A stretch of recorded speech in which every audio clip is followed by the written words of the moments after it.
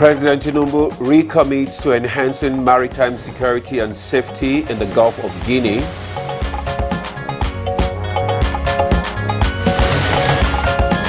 Senate suspends Senator representing Bauchi Central, Abdul Ningi, for 3 months.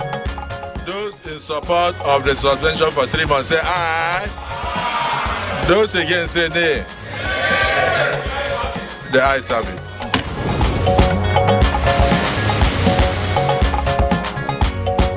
WTO boss Dr. Ngozi Okonjo-Iweala launches Standards Trade Development Facility project for Nigeria. What we are trying to do is build the capacity and change the habits using pesticide levels to comply with international standards, making sure quality is observed.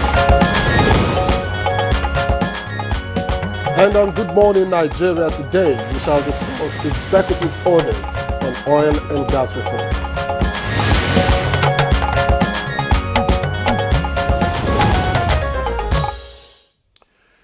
The global oil and gas industry continues to contend with limited availability of capital and uncertainty as to the evolution of future demand. In the past, Nigeria often unintentionally compounded these challenges and delayed investment by inserting the government between willing private sector and counterparties. And that explains why, in an attempt to hit a milestone in the nation's journey towards economic prosperity, President Bola Tinubu has signed executive orders on oil and gas reforms.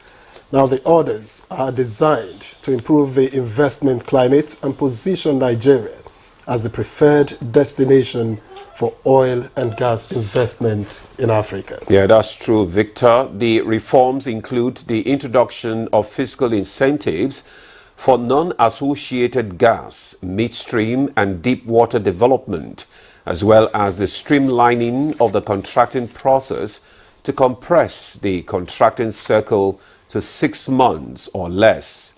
Now, to be clear, President Tinubu's policy directives include the introduction of value-adding fiscal incentives for investments in upstream non-associated gas, that's NAG developments, midstream infrastructure, and deep water assets.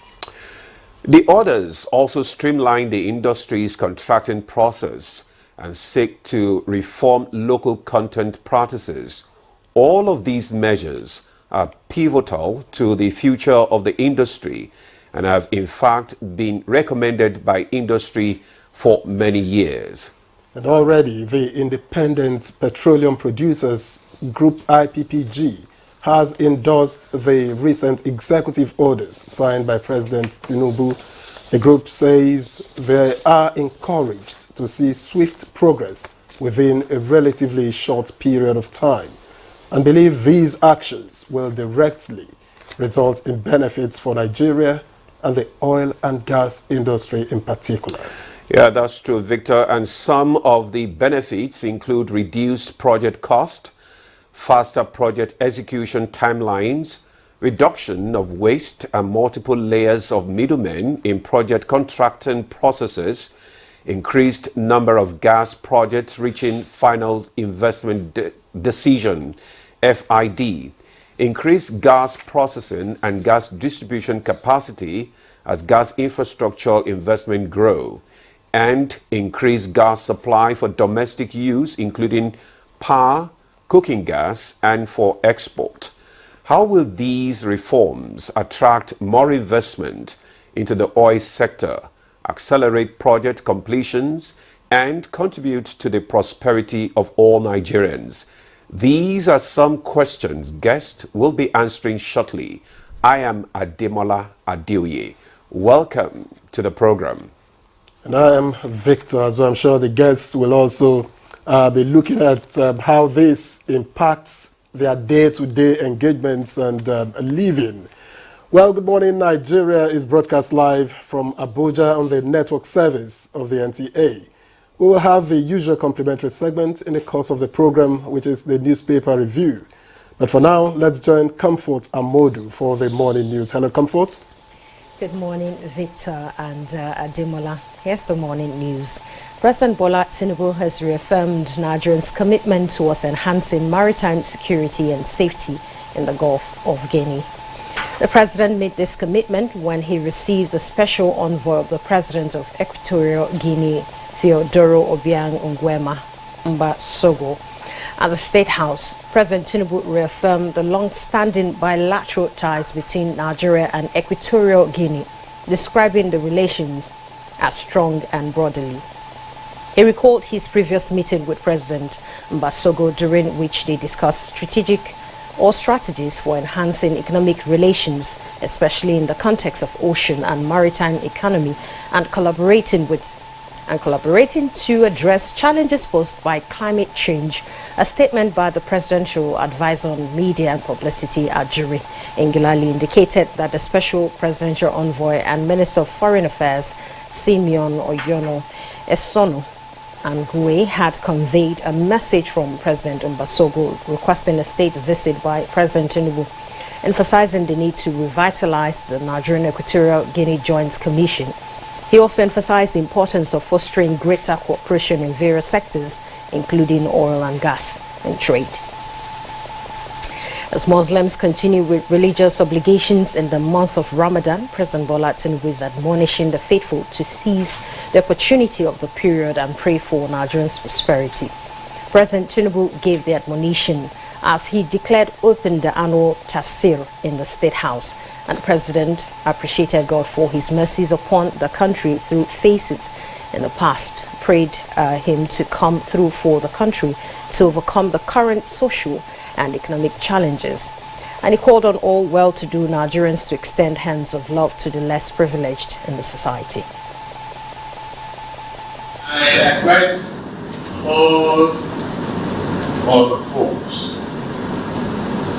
to continue to pray for the country. May God Almighty Allah grant us the privilege.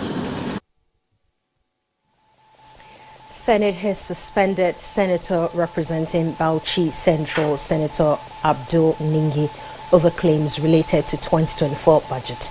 The suspension follows a point of order from Senator Solomon Olamilekan, who chairs Appropriation Committee, in which he says claims by Senator Ningi in relation to implementation of the budget have created wrong impression in public domain about the Senate and the presidency.